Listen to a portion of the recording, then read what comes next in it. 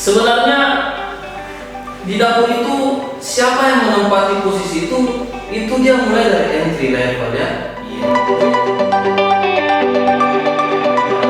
Kenapa Escoffier menyusun sebuah organisasi di dapur berupa disebut dengan brigade, divisi. Sebenarnya hari ini kita akan fokus membahas masa sebenarnya hari ini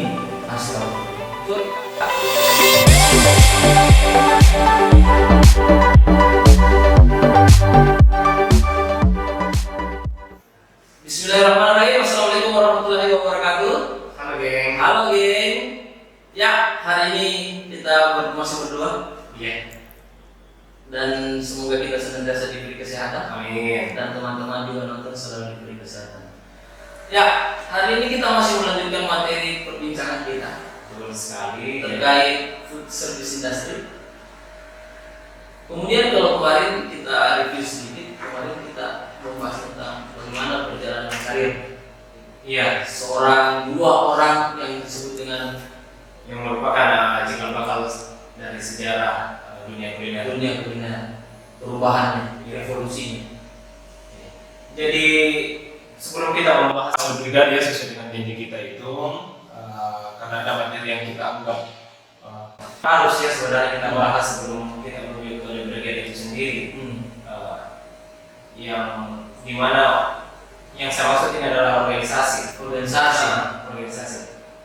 Ya, kalau berbicara organisasi dapur, sebenarnya ini sudah bermuncul di yang kita sebut dengan Escoffier Day. Iya. Di video pertama kemarin tentang sejarah historinya.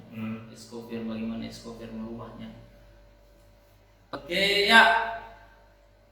Berbicara tentang dunia dapur tidak lepas daripada aturan sebenarnya. Tapi aturan itu berfungsi untuk mengetahui siapa yang kerja, dan bagaimana tanggung jawab.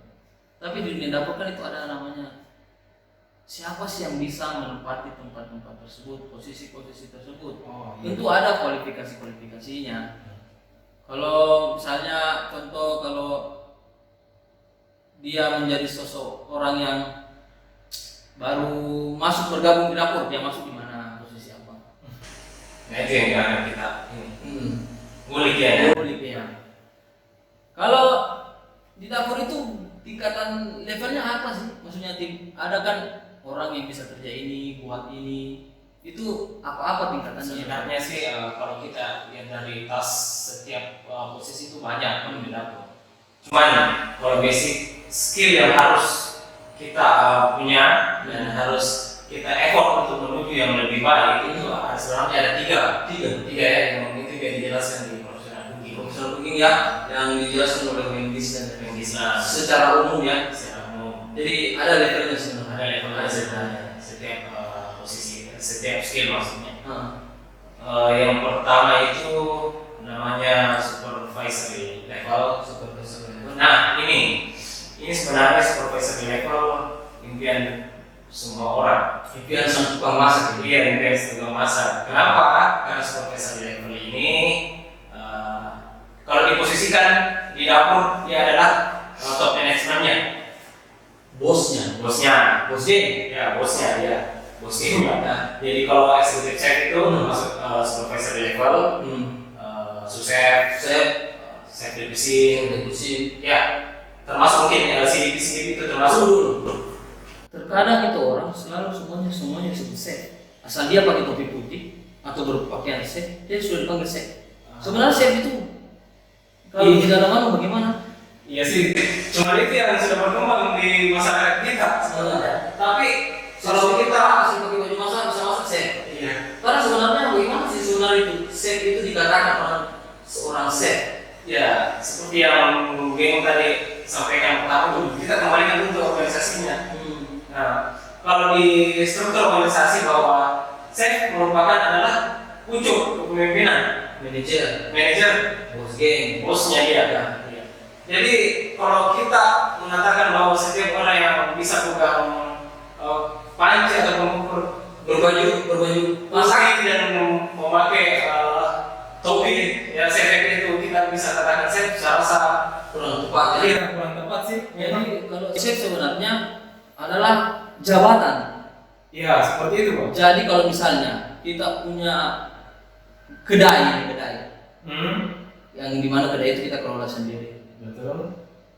Itu kita tidak bisa namakan dia chef karena tidak ada organisasi. Tidak ada organisasi dalam. Jadi kalau kita berbicara chef harus ada organisasinya. Iya.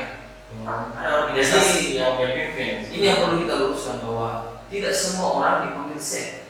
Nah, Chef itu adalah jabatan. Kalau profesi ya tukang masak. betul.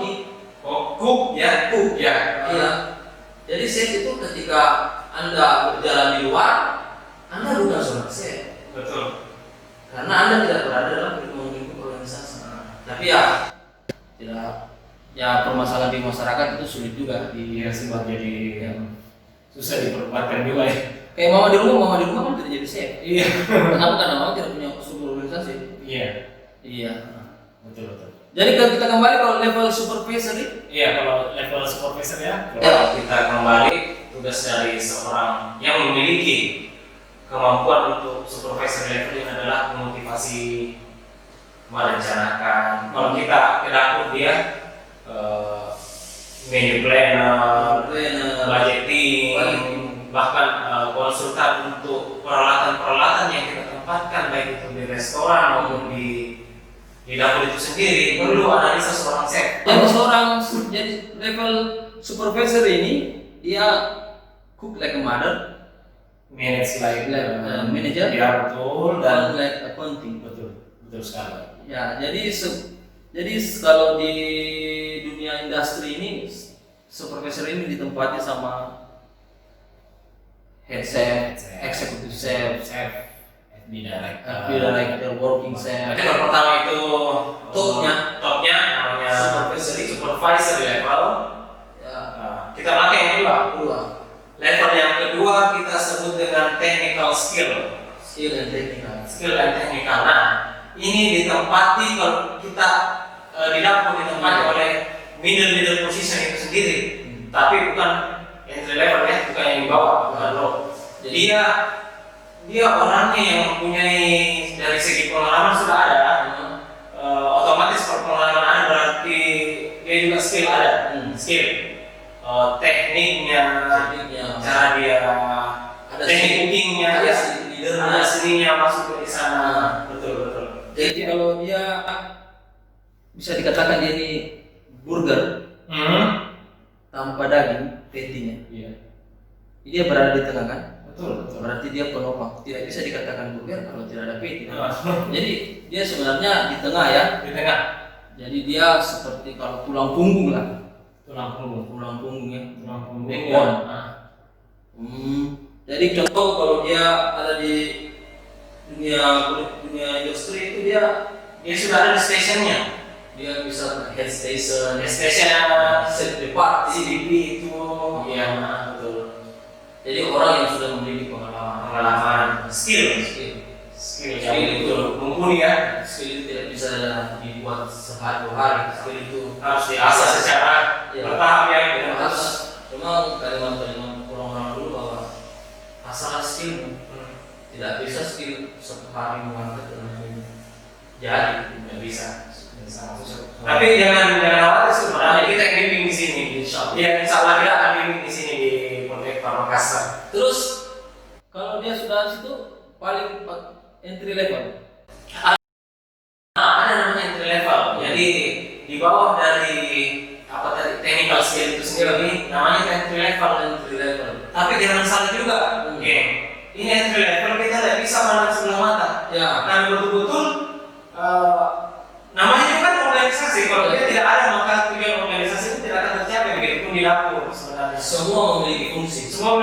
Dan peran masing-masing. Seperti mobil. Nah, Kalau bannya saja satu kempes, ya sudah. Iya. Pasti tidak bisa jalan. Jadi entry level ini orang yang baru masuk atau bagaimana? Dia di posisi awal yang pasti. Biasanya sih orang yang baru masuk Memulai karir. biasanya di entry level. Iya, begitu. Kalau di buku yang riset ini dia lebih menjelaskan bahwa dia tidak memiliki skill tertentu, belum memiliki skill tertentu. Nah, disebut no particular skill atau experience. Jadi mungkin kalau Wayne Gisler ini tersirat menyatakan bahwa entry level itu adalah orang yang baru memulai karir, belum fokus pada satu bidang atau satu section. Iya. Dan bukan berarti mengurangi semangat teman-teman geng di luar yang mau memulai karir di dunia kuliner ya. Yakinlah bahwa suatu saat kalau memang niatnya bagus, niatnya betul-betul ikhlas akan terjun di sini, insya Allah suatu hari akan sampai ke apa yang Anda inginkan. Cita-citanya. Iya. Kalau dia, jadi sebenarnya di dapur itu siapa yang menempati posisi itu dia mulai dari entry level ya. Iya. Boya kita sekolah, gimana? Kan nih, kita kan sedang sekolah. Iya. Terus sekolah kita berharap kita setelah selesai langsung jadi sek. Ya, dan memang semua skill yang diajarkan di Polteknik itu ada. Mulai dari supervisory, entry level ataupun teknikal itu lengkap kok, komplit semua. Tapi kalau kita mau masuk langsung di industri, misalnya kita sudah selesai sekolah, kan sekarang dulu orang pengalaman kami banyak sekarang seorang chef memulai karirnya dari pembosan, cuci piring. Dan itu masih terjadi memang sampai sekarang. Nah, bagaimana apa perbedaan dengan orang yang sekolah? Kan dia memulai karirnya dengan sekolah. Iya. Bagaimana? Apakah dia akan memulai dari pembosan juga atau bagaimana?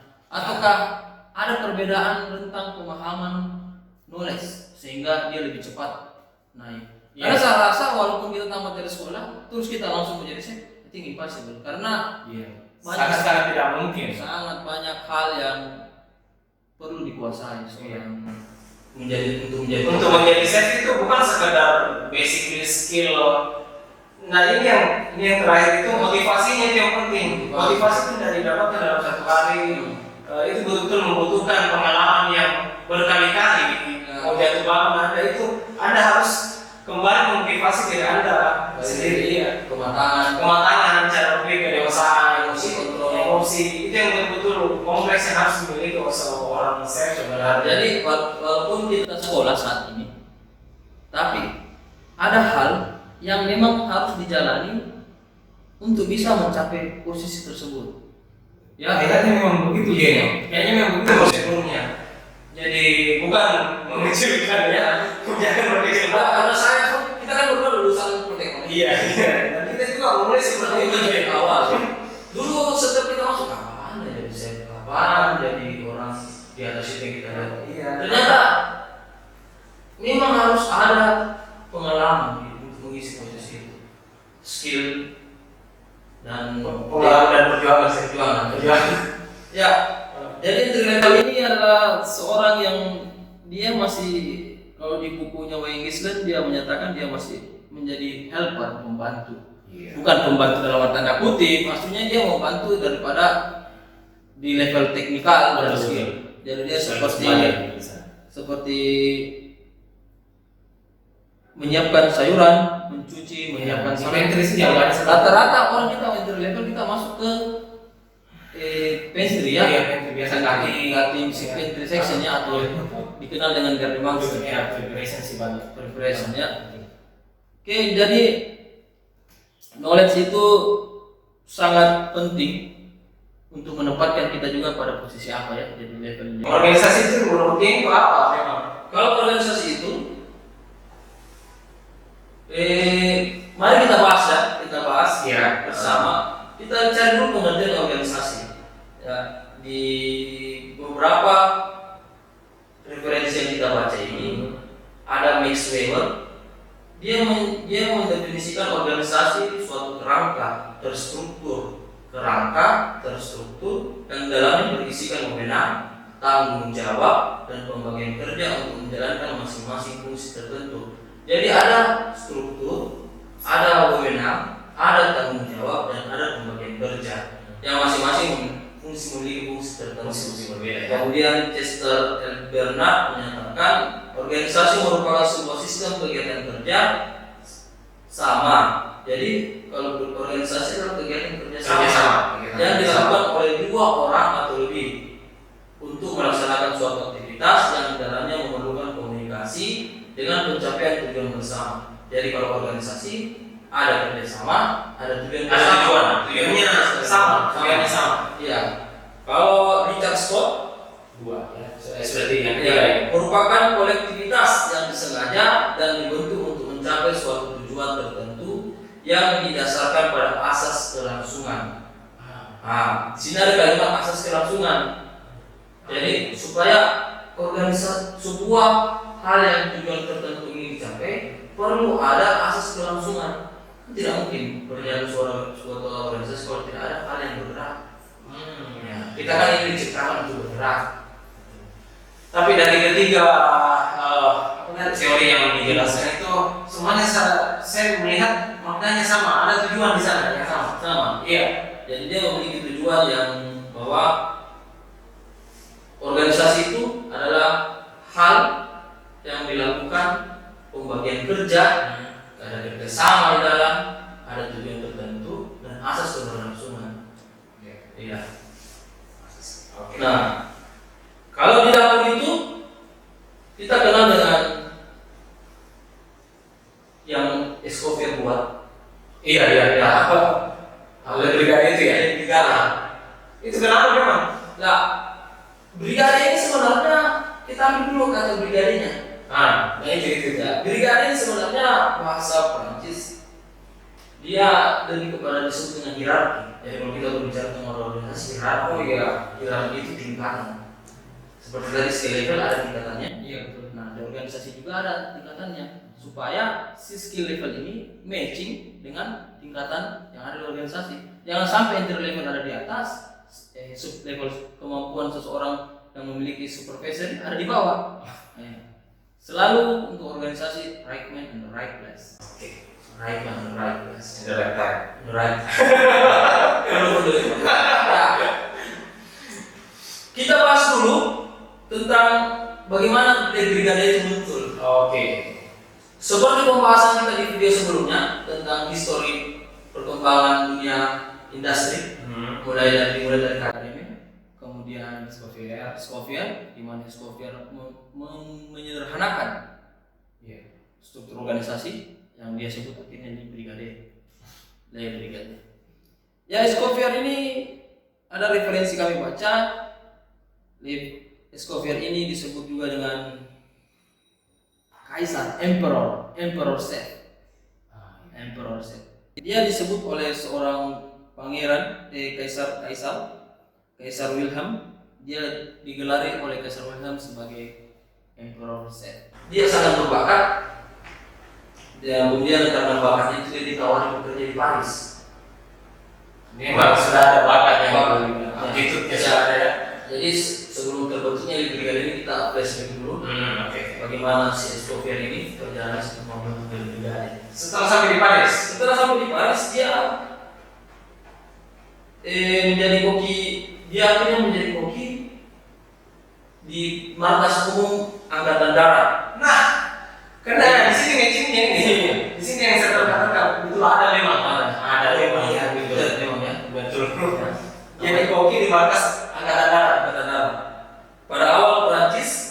Pada awal perang Prancis Rusia pada tahun 1870. Jadi dia menjadi koki di dapur umum angkatan darat pada perang antara Prancis melawan Rusia 1870. Oke, terus yang gitu. Setelah perang pada tahun 1884, Escoffier kembali ke Paris. Ya, dari kan dia ke Paris. Kemudian dari Paris dia bergabung ke Paris, maksudnya ke Prancis. Dia kan dulu ke Paris magang. Terus dia magang. Dia magang meskipun dia ke Paris, dia akan wajib militer. Belum ada orang militer. Iya. Nah, kemudian dia dari Prancis Selatan ke Paris. Kemudian sepertinya ada wajib militer yang masuk menjadi koki di markas umum. Setelah selesai maksudnya dia kembali ke Paris. Keluar dari ini wajib militernya. Ya, kemungkinan. Tapi sepertinya kenapa? Karena dia intinya dia bekerja di dapur umum. Iya. Setelah perang usai 1884, Escobar kembali ke Paris dan menjadi koki atau dikenal dengan direktur de cuisine. Dia sudah setelah daerah angkatan darat, dia langsung menjadi direktur de cuisine. Di Grand Hotel Monte Carlo dan di Hotel National Lucerne, Swiss. Jadi dua hotel dia, dua hotel. Kemudian tapi ya namanya dulu orang membagi waktu mungkin masih muda kali ya. Ya. Tapi memang di dapur kita harus pintar membagi waktu kita. Time management itu Time management sangat penting. Jadi kalau geng mau menjadi seorang profesional, yang pertama kali memang time management. Apa tahu kalian sebenarnya yang pertama kalian selesai cara kita bangun pagi sebenarnya itu sangat susah yang pertama. Betul. Kemudian dia membagi waktu keduanya melayani di Hotel Grand di musim dingin. Jadi kalau di musim dingin dia ada di Hotel Grand Hotel Monte Carlo. Kemudian di musim panas dia ada di Hotel Nasional. Jadi ada dua tempat yang jasnya. Mungkin kalau di sini musim hujan, di musim Iya. ya. Nah, di hotel sanalah bertemu dengan Cesar Ritz.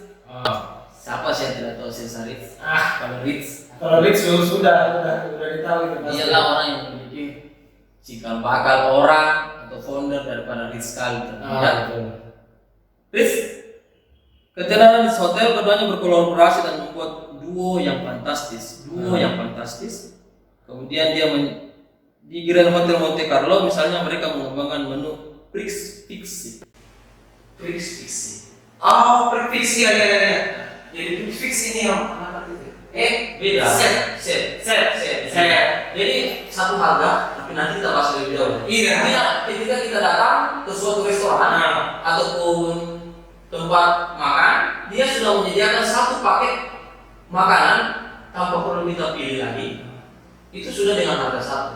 Tapi tadi di Indonesia baru tahu ini Escoffier yang tentukan juga prefix ini. Iya. Sangat betul kontribusinya.